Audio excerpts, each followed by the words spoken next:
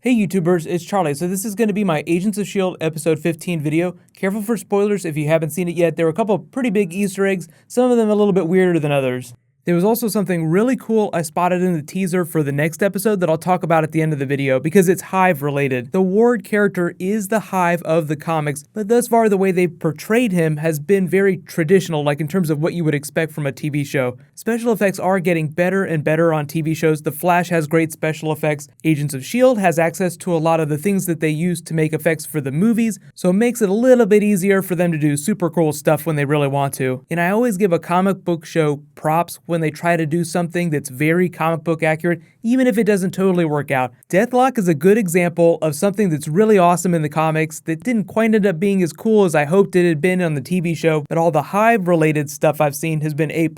So let's do top 5 WTF and I'll do Easter eggs as we go along. Number 5, Charlie bit my finger. That's all I could think about when they revealed the Inhumans name. My name's Charlie, I'm homeless. I give you special visions of the future that drive you mad. Takes a little while to learn his backstory, but the whole conceit is, should they try to avoid what his visions show them? Should they lean into the fourth dimension as Fitz starts talking about it? Fitz explaining the fourth dimension was also a lot of fun. I don't know if I even understand this.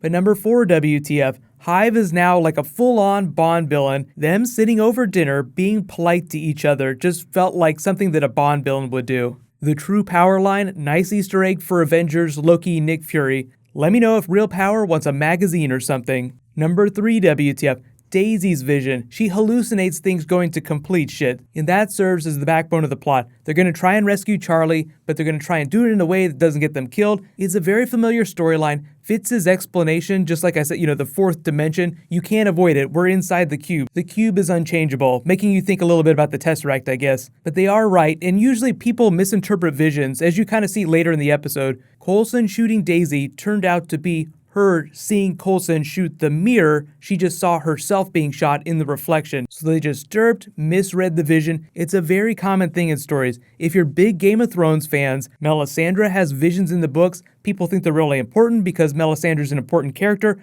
but some of them are misinterpreted visions. The real test for changing the future would be using the time gem. I cannot wait for Doctor Strange if they really do end up putting the time gem in that movie. The way Kevin Feige has talked, he's talked about Doctor Strange altering probabilities, makes it sound like he'll be using the time gem. But that's something else altogether. Number 2 WTF, Malik gets the Kraken suit. I'm going to assume that this is the Kraken suit from the comics. Kraken is an alias used by a couple different people that wear a special suit of armor. Now in the comics, it's kind of like an organic Iron Man suit. It has a certain level of intelligence to it. The last character in the comics to wear it was Nick Fury's brother. If you guys didn't know, Nick Fury has a brother in the comics. He wears the suit and uses it to start a civil war inside Hydra, which makes me wonder because of Malik's vision at the end. Maybe he saw what Hive is going to do, shit his pants, and he's having second thoughts now. So maybe he might help Coulson down the road. Malik was pretty evil to begin with, but they kind of did the Anakin Skywalker Darth Vader scene where he's like, kill him, prove that you're not afraid. Like when the Emperor was trying to get Anakin to kill Count Dooku, and he did. So Malik has now fully gone to the dark side, although he was really evil to begin with, so I feel like the Star Wars metaphor doesn't hold up quite as well as it should. The company that made that exoskeleton, Transia, is actually the same name as the hometown of Quicksilver and Scarlet Witch in the comics, at least in the 60s comics. They might have changed it since then. But anytime you hear a weird name on a Marvel TV show, it's probably an Easter egg for something in the comics. But in this case, it's not a company, it's a place, and the place just happens to be the hometown of Quicksilver and Scarlet Witch. Number 1 WTF, though, was the teaser for next week's episode where Hive says, I'm going to show you my true self, and you just get a peek of the tentacle head. This is what Hive looks like in the comics. They totally did it for the TV show. I can't imagine how expensive it must have been to do those special effects, but it's going to look really badass. Small aside, we also have to mention the Lash May stuff. I was never really down with their chemistry. I never felt like those two characters had chemistry, but this scene between them in this episode totally worked for me. But his storyline kind of tied in with what Lincoln was saying during the episode. Inhumans were made to fill a need. Lash felt like this was the place that he needed to be in this moment. So the episode is kind of telling you through the stuff that Daisy, Lincoln, Lash were saying, as well as Fitz's explanation of the fourth dimension,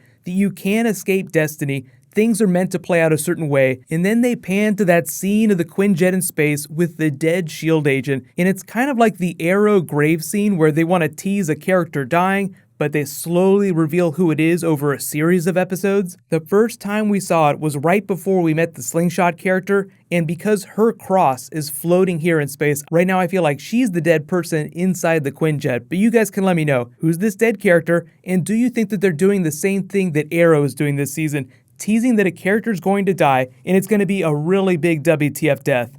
Side note, if you guys are watching Arrow, they're actually going to reveal who's dead on that show tomorrow. Just for Arrow, not for Agents of S.H.I.E.L.D. But what I'm going to do next, because the Flash is on break, I'm going to do a Flash bonus video. There's some stuff that ties in with the big WTF death for Arrow tomorrow. It gets kind of complicated, so we'll try to find an easy way to do it. But be sure to subscribe to get that Flash bonus video, new episode of Arrow tomorrow. And if there's any other Marvel videos that you guys want me to do, just let me know in the comments.